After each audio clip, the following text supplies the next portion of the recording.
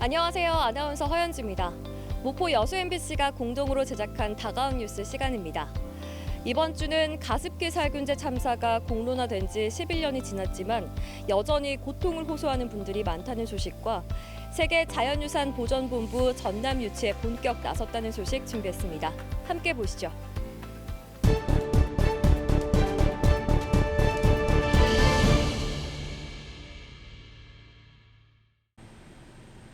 바닷물이 빠지면 신비한 모습을 드러내는 갯벌. 한국의 갯벌은 2천여 종이 넘는 동식물과 멸종 위기종이 살고 있으며 철새 이동로의 중간 기착지로 역할을 해내고 있습니다. 갯벌은 지역민의 삶의 터전이기도 합니다. 이런 특수성이 인정되면서 지난해 7월 전남 신안과 보성 순천, 전북 고창, 충남 서천 등 서남해안 4곳의 갯벌이 유네스코 세계자연유산에 등재됐습니다. 신안을 중심으로 해서 전라남도의 갯벌은 이미 오래전부터 생물 다양성 핫스팟, 다시 말해서 그 생물 다양성의 중요도가 가장 높은 지역으로 이미 알려지고 있습니다. 해양수산부는 320억 원을 들여 갯벌을 체계적으로 관리하기 위한 세계자연유산보존본부를 만들기로 했습니다. 전남과 전북, 충남 등 3개 광역단체가 세계자연유산보존본부 유치를 위해 치열한 경쟁을 벌이고 있습니다. 전남은 다도해형 갯벌로 전 세계 모든 형태의 갯벌 지지를 보유하고 있고 면적도 11만 6천 헥타르로 전국에서 가장 넓습니다. 이를 토대로 세계자연유산보존본부 유치전을 펴고 있습니다. 이 세계유산 제도를 제일 먼저 시작을 했고 그 이후에 다른 여타 지방정부들이 참여했기 때문에 5개 지자체 중에 85%가 신안이어서 해양수산부는 11월 중에 현장 실사 등을 거쳐 세계자연유산보존본부 입지를 최종 결정할 계획입니다. MBC 뉴스 박종호입니다.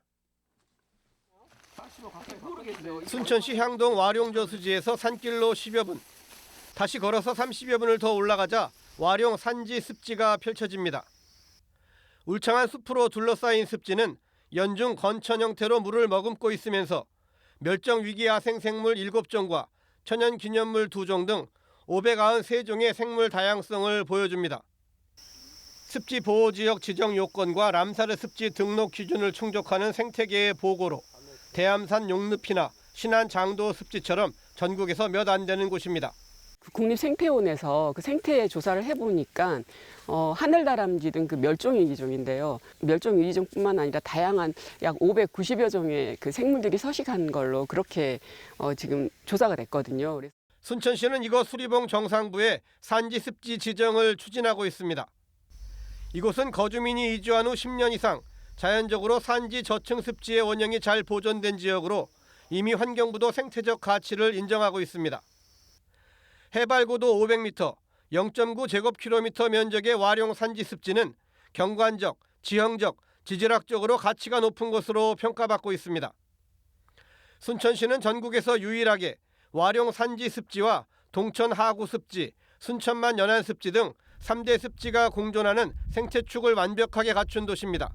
이 습지를 많은 탐방객들이 와서 보고 느낄 수 있도록, 그다음에 다양한 그 생물 다양성에 대해서 그런 걸 좀 보고 체험할 수 있도록 그 최소한의 생태 탐방로를 좀 구축을 해서. 하지만 아직까지 와룡 습지 대부분이 사유지인데다 계속해서 진행되는 육지화를 막는 일은 무엇보다 서둘러 해결해야 할 과제입니다. 순천시는 오는 10월 환경부가 습지 보호지역으로 지정하면 곧바로 관리 계획을 수립해 습지 탐방 프로그램을 만든다는 구상입니다. 와룡 습지 지정을 계기로 산지와 하구, 연안으로 이어지는 3대 습지 생태축은 생태수도 순천의 또 다른 환경 콘텐츠가 될 전망입니다. MBC 뉴스 최우식입니다. 여수시 학동의 한 상가 밀집 지역입니다. 좁은 골목길 양옆으로 주차된 차들이 끝없이 늘어서 있습니다. 주차된 차들 사이로 차량 한 대가 간신히 지나갑니다. 인근 공영주차장은 이미 포화 상태. 주차할 공간이 없어 돌아가는 차들도 부지기수입니다.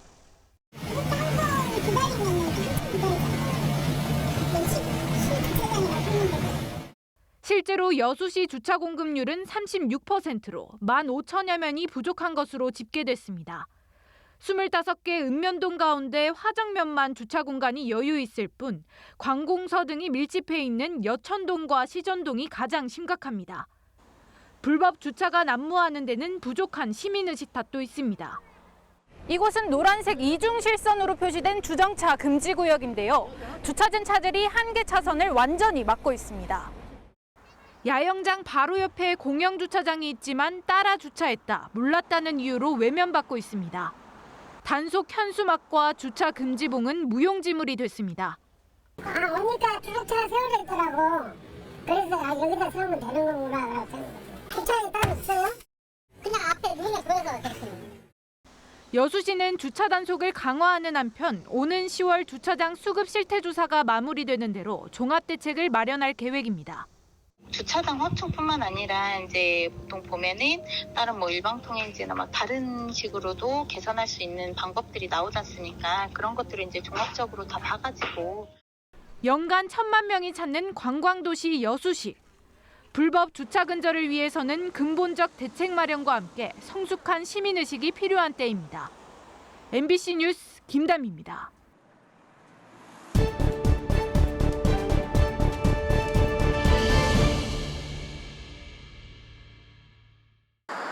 아침 출근길, 임성에서 남항으로 넘어가는 비좁은 도로에 차량들이 꼬리를 물고 있습니다. 갓길도 없다 보니 운전자도 보행자도 큰 불편을 호소하고 있습니다.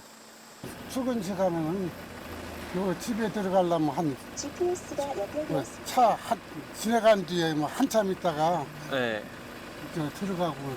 차들이 많이 다니니까 위험하기도 좀 그런 것도 좀 있고.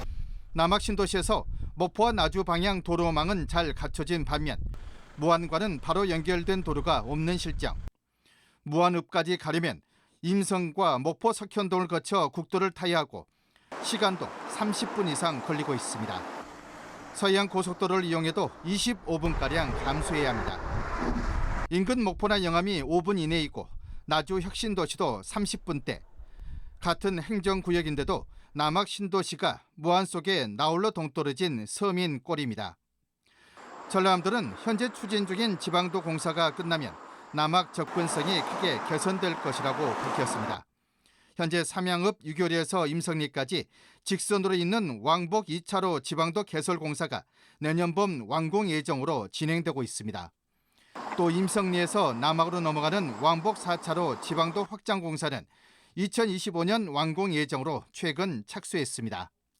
현재 공사 추진 중인 원동 청령과 남학 임성 구간이 완료되면 기존 도로보다 약 2km 이상 단축되어 남학 신도시에서 무안 국제공항까지 접근성이 대폭 향상될 것입니다.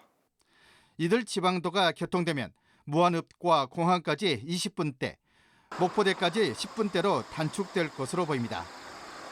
아울러 날로 커지는 남학 신도시와 농촌지역 간의 거리감도 좁혀지는 계기가 될 전망입니다. MBC 뉴스 문현철입니다. 가습기를 늘 머리맡에 켜두고 잠을 잤던 김수진 씨. 2009년 옥시에서 만든 가습기 살균제를 사용한 뒤 폐 건강이 빠르게 나빠졌습니다. 폐와 손톱이 새까맣게 변했고 숨이 잘 쉬어지지 않았습니다. 온몸에서 통증을 느꼈지만 병명도 왜 아픈지도 모른 채 서울의 대형 병원으로 향했고 중환자실에서 보냈던 일주일이 아직 생생합니다. 중환자실 있는데 사람이 죽어서 막 나가는 게 귀 속에는 다 정신을 몽롱해서 다 들리는데 내 몸이 막 아파갖고 정신을 못 쓰니까 그런 게 제일 힘들어서 무섭고 중환자실에서 너무너무 무서웠어요. 그리고 이래갖고 죽는 거 아닌가. 꾸준한 치료와 운동으로 다행히 건강을 회복했지만 늘 추운 날씨가 두렵습니다.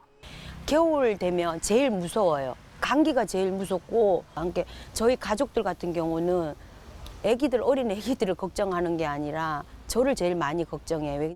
가습기 살균제 피해가 정부 역학조사를 통해 처음으로 알려진 지 11년.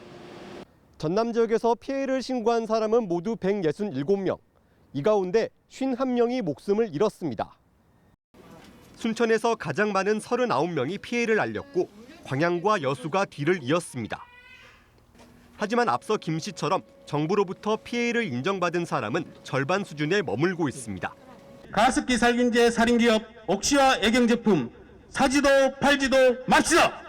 지역 시민사회단체는 광양의 한 대형마트 앞에서 기자회견을 열고 옥시와 애경 등 가습기 살균제를 제조한 기업에 대한 불매 운동을 이어가기로 했습니다. 아직까지 피해 신고가 7천여 명까지 나와 있는데도 불구하고 정부의 대책이 미흡하고 관련자 처벌이 지금 미흡한 관계로 전국에 동시다발적으로 참사 공로나 11년을 맞았지만 주요 기업 등 책임자에 대한 재판이 진행 중이고 배상도 본격적으로 이뤄지지 않은 만큼 피해자의 고통은 쉽게 끝나기 어려워 보입니다. MBC 뉴스 유민호입니다. 행정선과 어선이 계류돼 있는 신안군의 한 부잔교. 선박 접안 과정에서의 충격을 막아주는 완충제, 팬더가 설치돼 있습니다. 통상 선박 계류시설 팬더의 소재는 바다 미세 플라스틱의 주범으로 꼽히는 스티로폼입니다.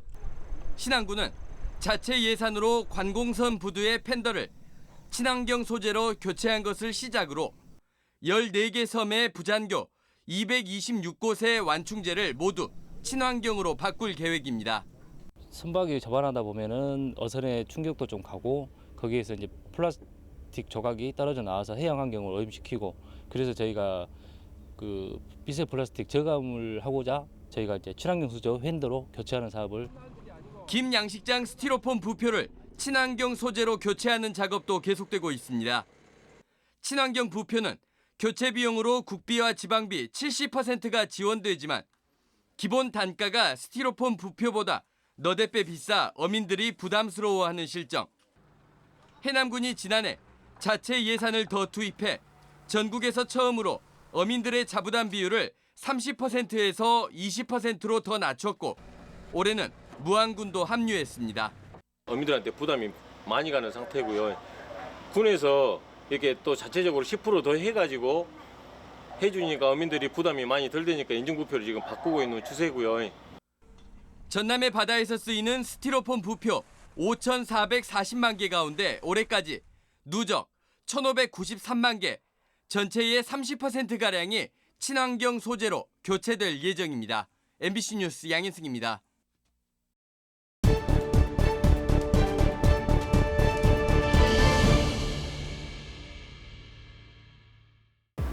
오늘 다가온 뉴스 어떻게 보셨나요?